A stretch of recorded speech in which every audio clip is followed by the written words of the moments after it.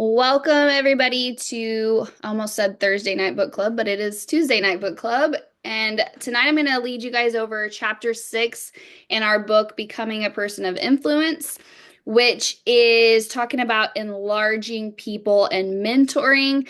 And so, in the beginning, he's mentioned his son, Eric, Jim's son, Eric, that has the disability. He's mentioned him several times throughout the book.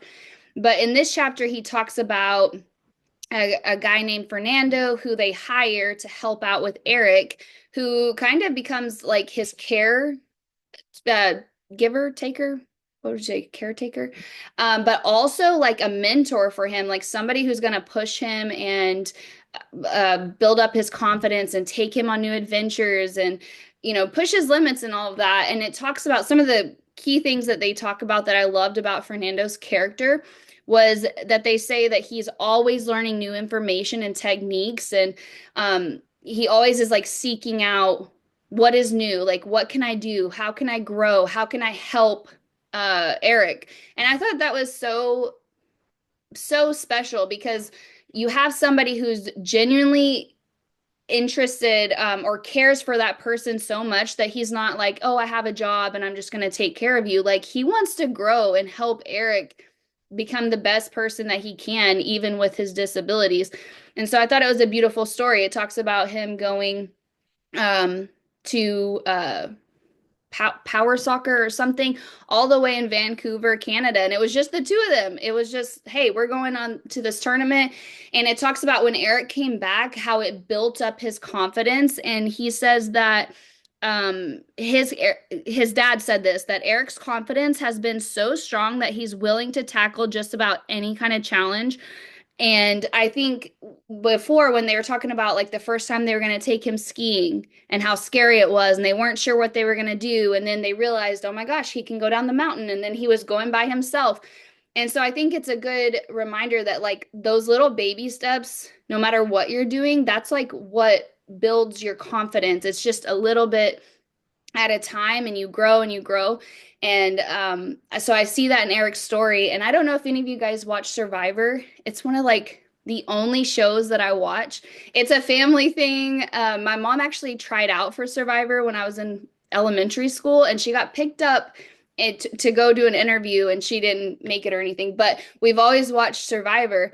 And so this season, there's a contestant on there with autism. And I look at her story, and it's crazy what she's went through. Like she said, when she was born, that the doctors told her family, like, she'll never be on her own. If she was to ever have a relationship or get married, it would probably be to another autistic person. She's just, you'll always be taking care of her. And here she is, a contestant on Survivor, and it's amazing. And there's another guy named Mitch with a severe speech impediment, and he's on the show. He applied, and he has been applying for this show since 2012, and they just now picked him up. But what was so interesting is he said back in season 6 or something, he watched another contestant with a speech impediment. I think she was deaf, so she had a speech impediment because of that. He saw her, and that is what gave him the courage to like, oh, wow, maybe there is a space for someone like me. And so when I see Plexus and how I want this to just apply is like owning your story and always remembering that when you show up and you share and the things you go through, your struggles, like nobody has the same story. But when other people see you chasing your dreams, it really does give them permission to like do the same. And they can kind of like see themselves in you, like by you showing up and growing and all the things that you're building, like you may spark somebody's interest or confidence. They can kind of see that and be like, oh, well, she's doing it. Maybe this is something I can do too. So that was something that I really took away. Um, so moving on, talking about the meaning of mentoring, which is helping other people navigate through their life problems, connecting with them on a deeper level, and empowering them to reach their potential. One of the quotes that I wrote down that I thought was so good is that mentors impact eternity because there's no telling where their influence will stop. So just because you're pouring into one person, it can have this like trickle effect, and you really don't know. I mean, it could change the world. Think about people like the top leaders, or John Maxwell. Think of the millions of people that he's touched just because he started to mentor one and then another, and it just expands. And so having that bigger vision of um, you're impacting a lot just by impacting one. Another thing that I wrote down was giving people the motivation to grow without also providing them the means of doing it is a tragedy. But the mentoring process offers people the opportunity to turn their potential into reality and their dreams into destiny. And then also, he mentions that most people don't have a natural knack for spotting their greatest areas of potential. And so something that's cool about Plexus is like when you have a mentor or you mentor others, you get to call out their strengths, or someone gets to call out your strengths and pour into you. Somebody could think that they're not very good at something until they get an outside opinion of like, wow, you're really good at this. And it's like, oh, I am? Like, wow, that's really cool. So he talks about enlarging others, that it's an investment. And then he gives 4 ways to accomplish mentoring others. And I'm not going to go into super like details with these because I really want to skip on to making yourself an enlarger. But the 4 ways that he says is number one is raise their level of living. Number two is increase their potential for success. Number three is increase their capacity for growth. And number four is increase the potential of your organization. So those are the 4 ways to accomplish mentoring others. But what I really wanted to focus on was this is on page 125. It says, make yourself an enlarger. And what I loved about this is because it's basically all about personal growth and how like you're leading from the front. And you have to be growing and getting better yourself if you're wanting others to follow you. He even says, somewhere here, that others will not learn to grow from somebody who isn't growing. So essentially, you may want someone to grow, and you're encouraging them, but if they don't see you growing, they're not going to learn to grow themselves. And when we're building teams and like trying to get people to come on and grow and all that, basically when you stop growing, you're like the lid for your team. So you kind of like when you stop, it kind of makes your team stagnant. And so when you start growing, then you raise the lid and you allow them to come up with you. And I think that that's so important. So he says, if you want to do more for others, you have to become more yourself. And also, you can teach what you know, but you can only reproduce what you are. And I put like 3 stars with that because I thought that was really good. I also highlighted if you can't think of anything.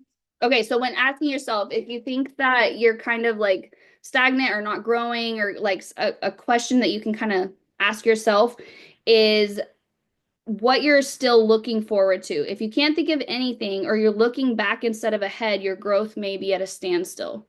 So it's kind of like a good personal check for yourself, something to ask yourself. Making growth top priority. And then kind of wrapping up that section, it says any day that passes without personal growth is an opportunity lost to improve yourself and to enlarge others. So moving on from mentoring and all of that,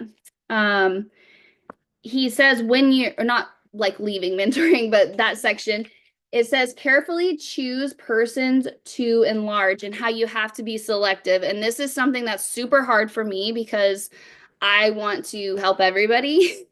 But he just says you just can't. Like it's a too involved process. It takes too much time. So you have to be selective. And so some of the things that he says to look for when you're like wanting to mentor someone, or wanting them to do the business with you, who can you pour into, basically. He says select people whose philosophy of life is similar to yours. And it talks about values here, and I remember to call, I think Tova, you did it. And it was about like creating your top values. Like you go through the whole worksheet or whatever, and you figure out what are your top values. And so that was you could probably find it, or we could post it or something. Anyways, but he also says choose people who with potential you genuinely believe in. So he says nurture love and motivate hurting people, but pour yourself into the people who will grow and make a difference. And I think that when you think of it like that, like if you're wanting to just pour into everybody because you feel bad for people, this is just a good thing. You can still nurture and love them, but like who gets your top time and like for you to pour in and give all that time and effort, they need to be people that want it and that people are that are going to take the resource and like run with it. Another thing is start when the time is right. And we were just talking about this a little bit ago, but just it reminded me of like following up. You never know when the time is going to be right for somebody. So just making sure to continue following up with somebody because maybe when you checked in the last time, it was just not a good time in their life or they had a life event or a baby or something, but now you follow up and the time is perfect and they're like, yes, I'm ready for this. I was the same way. Like the first time I got approached, I didn't say yes and start, but later on it was the right time for me when I was looking at for a way to be able to stay at home with my baby and we were moving and all of that. So it reminded me of that and making sure I'm on time. So he talks about taking people through the enlarging process, and he says to see their potential, which I kind of mentioned, being able to see the potential in somebody and call out their strengths and stuff. Number two is cast a vision for their future. I think this is one of my favorite parts. When I am working with somebody, I can literally I've done this in the past. Like I picture them as their best self. Maybe it's a weird I create it in my mind, but I'm just like, oh my gosh, I can see this person walking on stage and like receiving their whatever their little diamond or whatever. I can see them sharing their story. I can see them leading calls. Like I picture that in my mind. I even sometimes like how their hair is fixed and whatever. So I don't know if that's weird, but clearly it's not because he says cast a vision and that when you can share your belief and your faith in people and then give them a vision for their future, when you compare those together, like that's when people can really catch that vision. And we always say it when you first get started that you might need to borrow some belief from your upline. I know I did. You can like borrow that until you build your own. And so I think that's so cool that we get to have that belief in others before they have it for themselves. Okay, so tap into their passion. He says everybody, even the quietest person, has a passion for something. So it's really figuring out what is it that they want or that they're passionate about. Um, he says address character flaws. I instantly thought about Fallon, how she says she layers things. So if you have something hard to say, you stack it in between, you sandwich it in between like the good things. Like you start out with the good things that you want to share or that you can say, and then you might have to say something hard and then follow it up with a compliment. Or what I think Fallon on one of our coaching calls, you said like out of 10 things that you say, every 10 or whatever, one of them can be like a character if you're calling something to attention. Anyways, that's what it made me think of. Focusing on their strengths. So instead of like figuring out their weaknesses and then trying to work on those, like figure out first what are the strengths? Like what are things that you can continue to work on and grow? And then of course, like weaknesses, I think there's always room to improve or if there's a blind spot. I think it's mainly character though. I think he addresses that. Like if it's a weakness, but it's like a character flaw, it needs to be worked on immediately because he says integrity is like the foundation, your character is the foundation. But if it's just a weakness, like, yeah, you can get better, but grab your strengths and like run with them. And then he talks about enlarging them one step at a time. So making sure when people do come on that you just give them like one thing to do and then that leads to another and another instead of like, hey, this is what, here's all the steps. This is how you reach gold and whatever. It's like, oh, well, first they need to hit silver. And so just giving them simple wording, leading them through the steps, each thing, and then allowing them to work at a good pace so they're not overwhelmed. And to end it, before I open it up, on the very last page on 135, it says, "It is one of the most beautiful compensations of this life that no man can sincerely try to help another without helping himself. So if you give yourself to enlarging others and assisting them in reaching their potential, the rewards you reap will be almost as great as the ones of the people you help." So I'm going to open it up. Any top takeaways from the chapter that you want to share, or if you want to talk about mentoring, like somebody that's mentored you or the impact that they've had on your life, or maybe if you've doubted yourself from mentoring people, like what is it that holds you back or that you're working on with that mindset set. So I'll open it up for anybody that wants to share.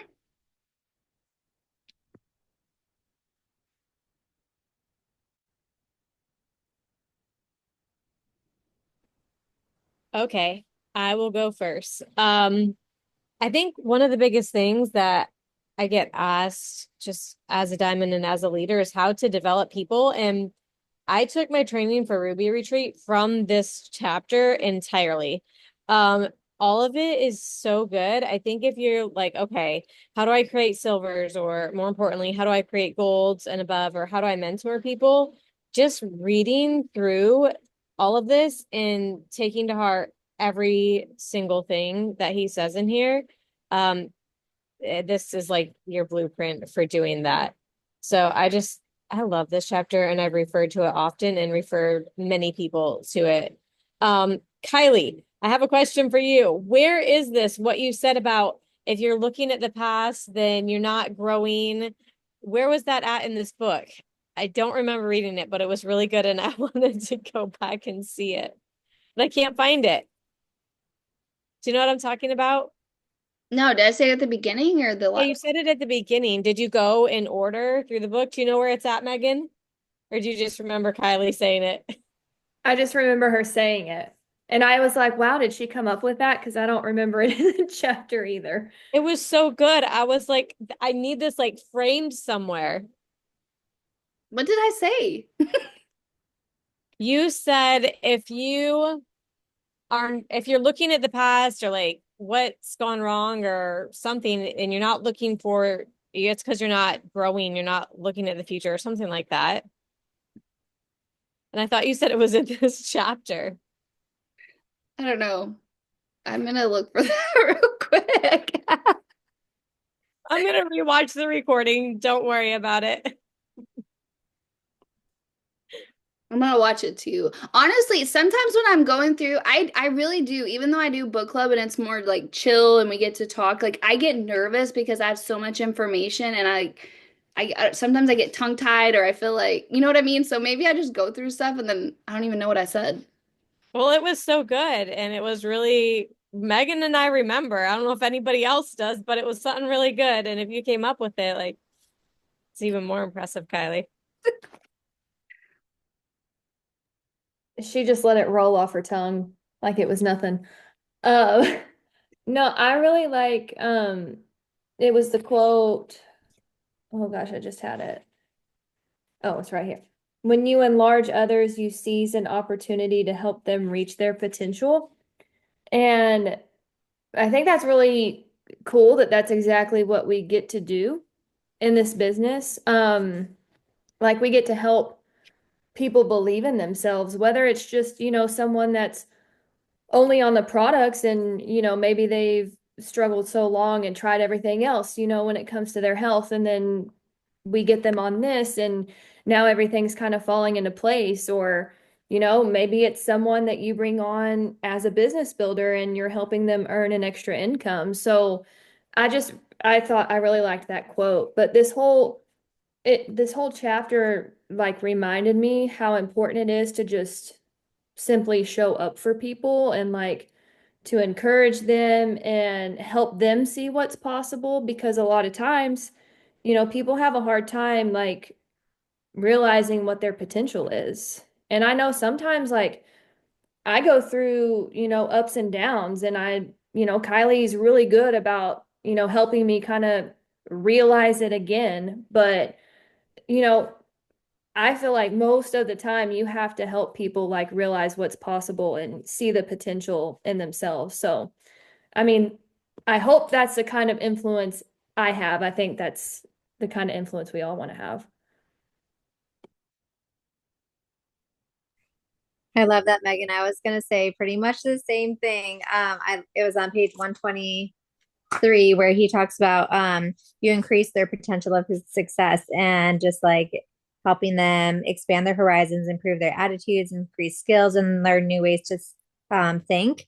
And it just made me think about like how much better of a person I am because of this business. And like I remember, I mean, just a night and day difference with Fallon, even like before Plexus, she would be on Facebook writing a nasty post about her husband.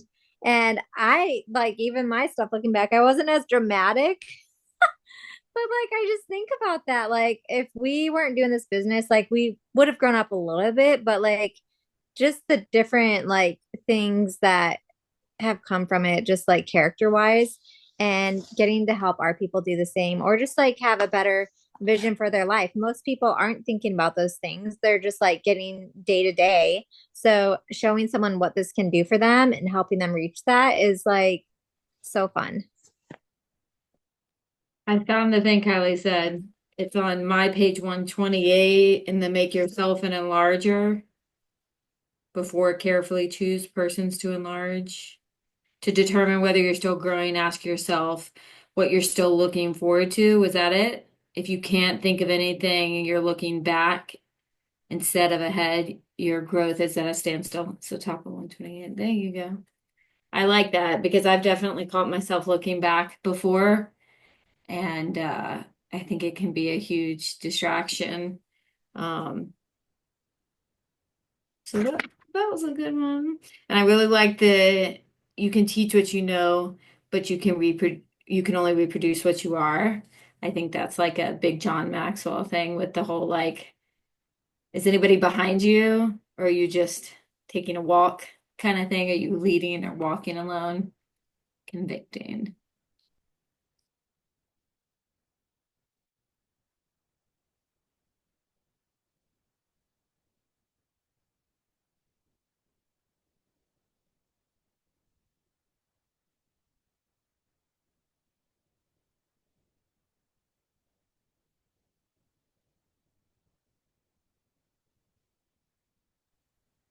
All right, are you ready for me? Just kidding. Ready for you, Sabrina. I was waiting for you. No, so something that stood out to me when I was listening to it and I had to go back.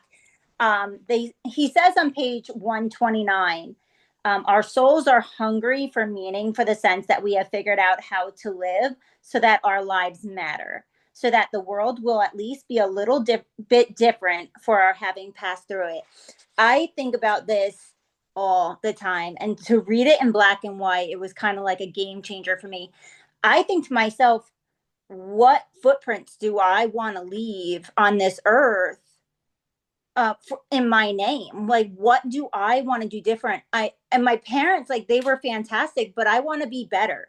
You know, my aunts and my uncles, they were great, but I want to be better. And I think to myself, like, what what ways can I teach my children to leave that impact on them? And it's showing up. It's showing with love and authenticity. It's being consistent and not quitting.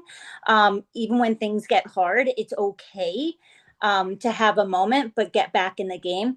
So I just really love that because I say to myself all the time, like, what is it really that I want to change in this world? And what impact do I want to have? And just reading that right there, I was like, and they say tap into their passion. That is my passion. My passion is to be bigger than I think I can be. And so I just wanted to share that because that's something I do say to myself quite often.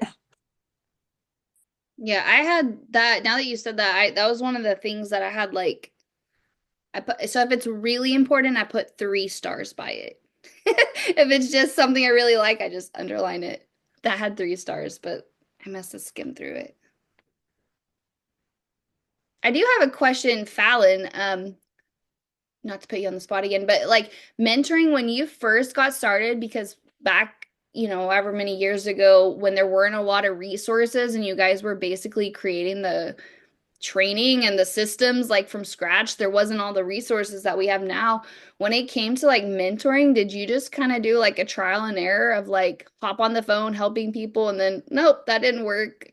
Or did you ever did you doubt yourself as like a mentor? Did you guys do you know I don't know what I'm really asking, but like back when you first started, how did you figure that out without all the resources or to know, hey, you just need to ask a lot of questions and listen? Definitely. I mean, I would say trial and error for sure. I mean, we watched everybody's videos like crazy. Like we watched Sarah Marble, Sonia Dudley on repeat and just whatever they were, whoever was successful, whatever they were doing. And then when I mean, the first time I read any John Maxwell books, I was like, oh my gosh, this is why we're successful. We're doing all these things. So somehow along the way, we figured it out without having any of these resources.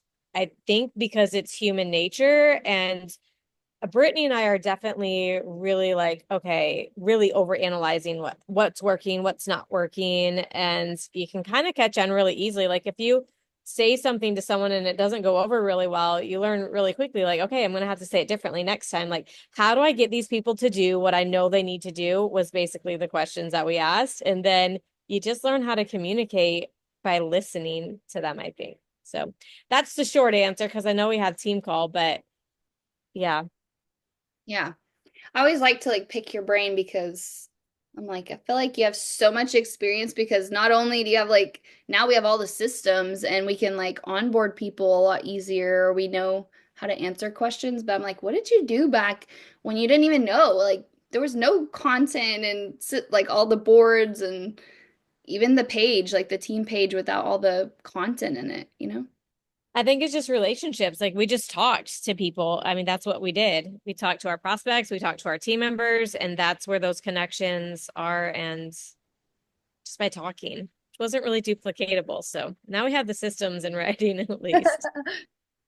All right, y'all. Well, we're gonna do chapter 7 for next week and we'll hop on team call. See y'all later.